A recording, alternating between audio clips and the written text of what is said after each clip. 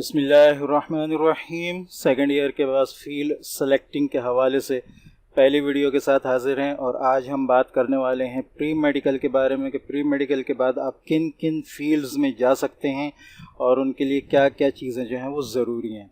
आज से मैं पूरी एक सीरीज़ शुरू कर रहा हूँ, ऑलमोस्ट चार वीडियोस की, जिनमें pre medical, pre engineering, ICS, commerce और ह्यूमैनिटीज़ 5 वीडियोस होंगी, जिनमें मैं बताऊंगा कि प्री मेडिकल में इंटर में जिन बच्चों ने pre medical, pre engineering, commerce, ICS या ह्यूमैनिटीज़ किया है वो आगे किन किन फील्ड्स में जा सकते हैं। ठीक है, तो आज जो हम बात करने वाले हैं वो आज हम बात करेंगे फील्ड्स की जो कि हम प्री मेडिकल के बाद सेलेक्ट कर सकते हैं।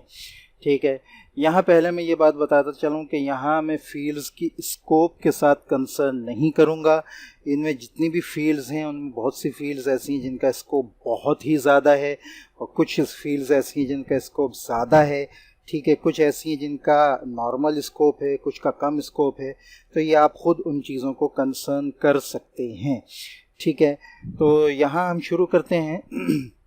देखें, प्री मेडिकल के बाद जो सबसे मेन टेस्ट होता है वो MCAT या MD-CAT का टेस्ट होता है। ठीक है, तो ये एंट्री टेस्ट होता है और ये इसलिए लिया जाता है ताकि आप आगे जो है डॉक्टरी के कोर्स के लिए जो है वो अप्लाई कर सकें।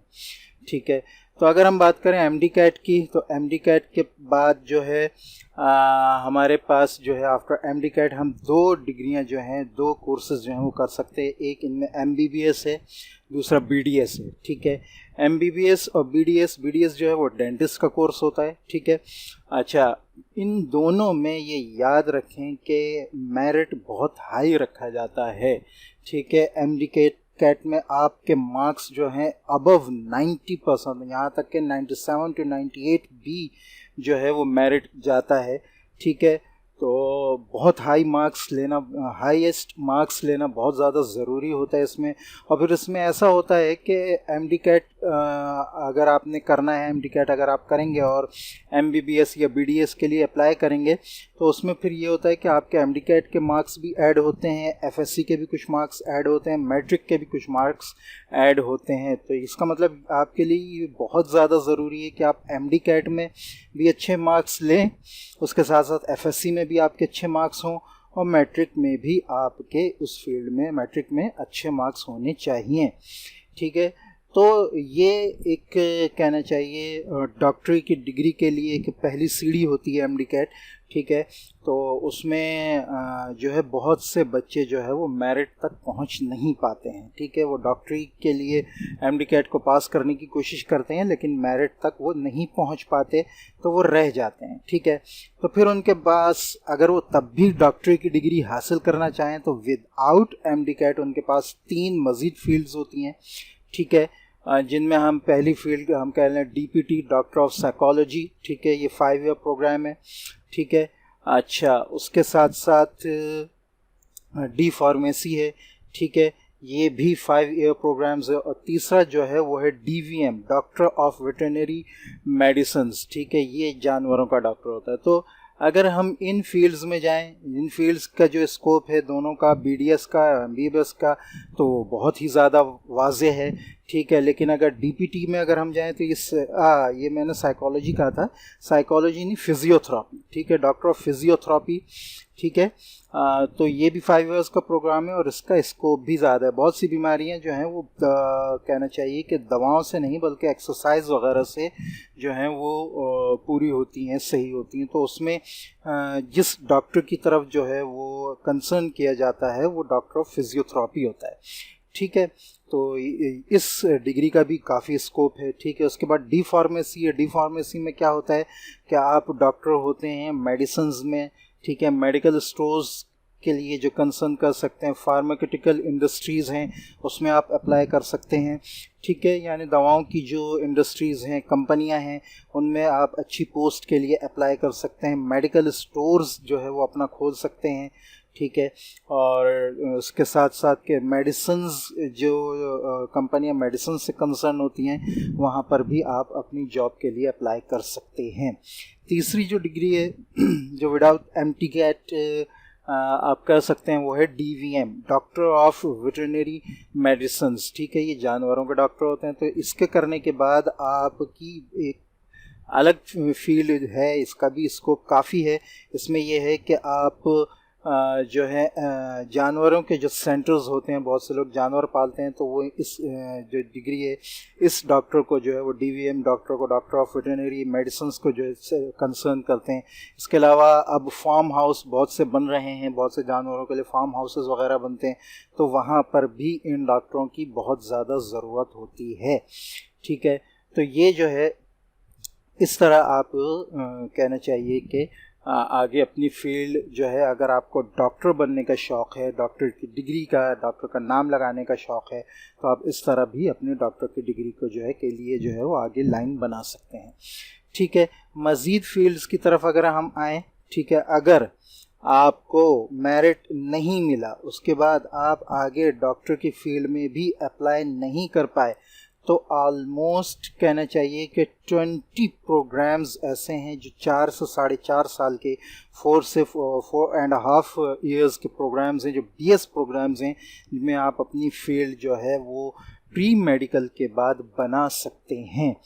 ठीक है, तो अगर हम उन फील्ड्स की बात करें तो उनमें हमारे पास आ जाता है BS फूड साइंसेज आ जाता है, फूड साइंस एंड डायटेटिक्स। ठीक है, अच्छा, उसके बाद BS एग्रीकल्चर आ जाता है, BS एग्रोनॉमी आ जाता है, BS हॉर्टिकल्चर आ जाता है, BS प्लांट्स ब्रीडिंग आता है। इनमें से बहुत सौ की मैं आगे जो है वो मज़ीद तफसील करूँगा। ठीक है, BS एंटोमोलॉजी आ जाता है, BS फॉरेस्ट्री आ जाता है, BS MLT MIT आ जाता है, BS ऑप्टोमेट्री आ जाता है। ठीक है, अच्छा जी, तो अगर इनकी हम बात करें, इसके अलावा मज़ीद और फील्ड्स में मैं इंशाल्लाह डिस्कस करता हूँ। BS food science and dietetics की बात करें तो आज के ज़माने में इसका बहुत ही ज़्यादा स्कोप है।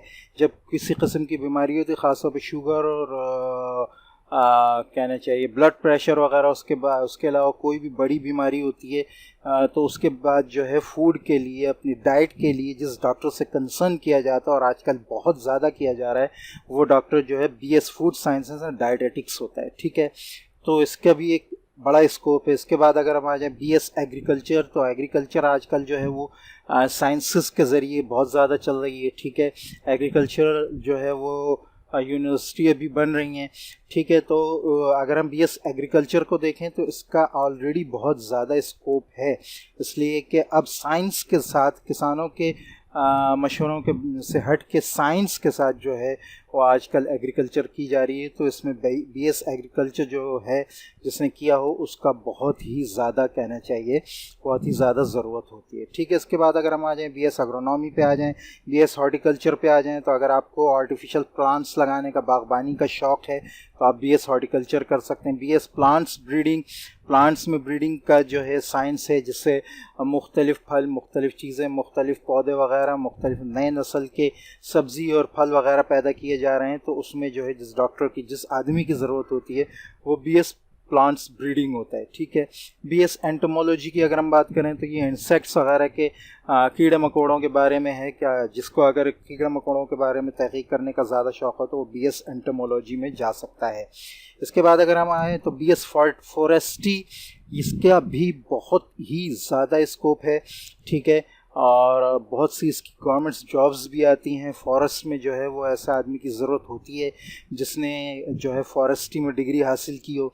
ठीक है, तो वो उसकी ज़रूरत होती है, और वो गवर्नमेंट जो है ऐसे कहना चाहिए कि समझदार लोगों को जो है वो हायर भी करती है, जहाँ जंगलात के लिए उनके जान पहचान के, उनके मालूमात की ज़रूरत वाले आदमी की ज़रूरत होती है। ठीक है, इसके बाद अगर हम आ जाएं BS MLT में, मेडिकल लैब टेक्नोलॉजी, आजकल टेस्ट वगैरह बहुत हो रहे हैं।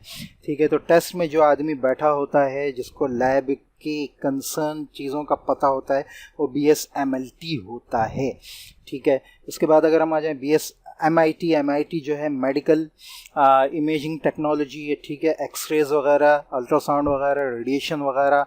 ठीक है, इन चीज़ों से जो कंसर्न आदमी होता है, जो वहाँ पे जो आदमी, मेन आदमी बैठा होता है, वो BS MIT होता है। तो इसकी भी फील्ड बहुत ही ज़्यादा है, क्योंकि अब डॉक्टरी जो है वो लैब और कहना चाहिए कि इमेजिंग पर ही कंसर्न, बहुत ही ज़्यादा कंसर्न हो गई है। ठीक है, नेक्स्ट अगर हम बात करें तो BS ऑप्टोमेट्री हमारे पास आ जाता है। इसमें अगर हम बात करें तो आँखों के बारे में जो चीज़ें हैं, बीमारियां वगैरह हैं, उसके अलावा उनका क्योर, उनको किस तरह क्योर किया जाए, उनसे किस तरह सही हुआ जाए, वो तमाम चीज़ें जो है वो BS ऑप्टोमेट्री में आ जाती हैं। ठीक है, नेक्स्ट अगर हम बात करें तो BS नर्सिंग हमारे पास आ जाता है, BS CFT आ जाता है, BS एनेस्थीसिया आ जाता है, BS डर्मेटोलॉजी आ जाता है, BS बायोटेक्नोलॉजी, BS माइक्रोबायोलॉजी आ जाता है। ठीक है, उसके अलावा BS फार्मेसी, BS बायोकेमिस्ट्री, ठीक है, BS एनवायरमेंटल बायोलॉजी, ठीक है, BS फिशरीज़। ठीक है, तो अगर इन फील्ड्स की अगर हम बात करें तो BS नर्सिंग का भी स्कोप बहुत ज़्यादा है। उसकी वजह ये कि आजकल डॉक्टर जो हैं असिस्टेंट अपना ज़रूर रखते हैं, तो BS ऐसे बंदे की जिसको ज़रूरत होती है तो उसने BS नर्सिंग की होती है। BS CFT पे अगर हम आ जाएं तो cardiac perfusion, cardiac perfusion technology. ठीक है, तो आई थिंक ये CPT है बहरहाल। तो इसमें क्या होता है, इसमें हार्ट डिजीज़ के बारे में, ख़ासतौर पर ब्लड के बारे में और उसके सर्कुलेशन के बारे में जो है बहुत ज़्यादा मालूमात होती है। जो बंदा ब्लड ट्रांसफ्यूजन के तौर पर मौजूद होता है, मेन बंदा, उसने BS CFT किया होता है। ठीक है, इसके बाद अगर हम आ जाएँ BS एनेस्थीसिया, ये भी बहुत ही अहम फील्ड है। उसकी वजह यह है कि बहुत ज़्यादा ऑपरेशंस होते हैं और ऑपरेशन से पहले आदमी को बेहोश करने की ज़रूरत होती है। तो किस आदमी को कितनी डोज दी जाए और उसको कितनी देर तक बेहोश रखा जाए, क्या किया जाए और क्या नहीं किया जाए, ये सिर्फ वही आदमी बता सकता है जिसने BS एनेस्थीसिया किया हो। ठीक है, ठीक है, तो ऑपरेशन में एक आदमी, एक गर्ल या आदमी, ऐसा डॉक्टर ज़रूर मौजूद होता है, ऐसा कंसर्न ज़रूर मौजूद होता है जिसने BS एनेस्थीसिया किया हो, ताकि आदमी को वक्त पर बेहोश और वक्त पर होश में लाया जा सके। ठीक है, नेक्स्ट अगर हम बात करें तो BS डर्मेटोलॉजी की बात करें। ठीक है, इसका भी स्कोप काफ़ी ज़्यादा है। ये स्किन के बारे में जो है बहुत ज़्यादा मालूमात इसमें होती हैं। तो अगर आप कॉस्मेटिक्स की लाइन में जाना चाहते हैं और मेकअप इंडस्ट्री में जाना चाहते हैं तो आप BS डर्मेटोलॉजी कर सकते हैं। आपको अगर बहुत ज़्यादा रिसर्च की ज़रूरत है, और ये फील्ड, ये दोनों फील्ड भी बहुत ही ज़्यादा अहम है, इनका स्कोप बहुत ज़्यादा है। अगर रिसर्च की लाइन में आपको कहना चाहिए बहुत ज़्यादा इंटरेस्ट, आप BS बायोटेक्नोलॉजी, BS माइक्रोबायोलॉजी दोनों की तरफ जा सकते हैं।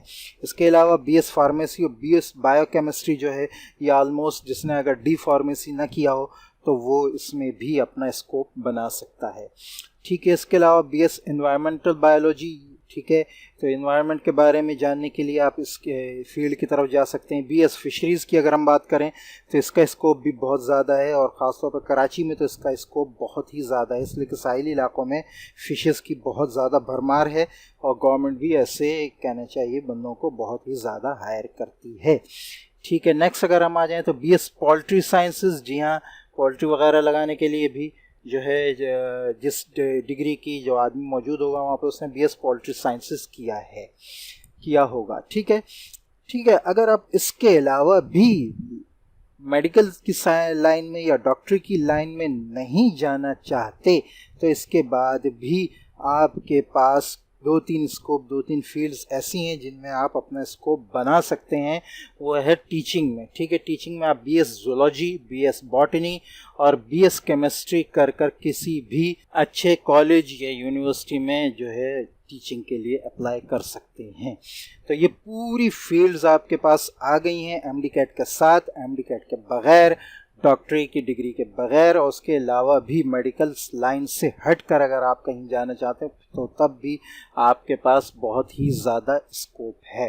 तो प्री मेडिकल के बच्चों के लिए ये बहुत ही अहम वीडियो है। वीडियो अच्छी लगी हो तो इसको लाइक करें, दोस्तों से शेयर करें और चैनल को सब्सक्राइब करना ना भूलें ताकि आगे आने वाली वीडियोज़ की नोटिफिकेशन आपको जल्द से जल्द मिलती रहे।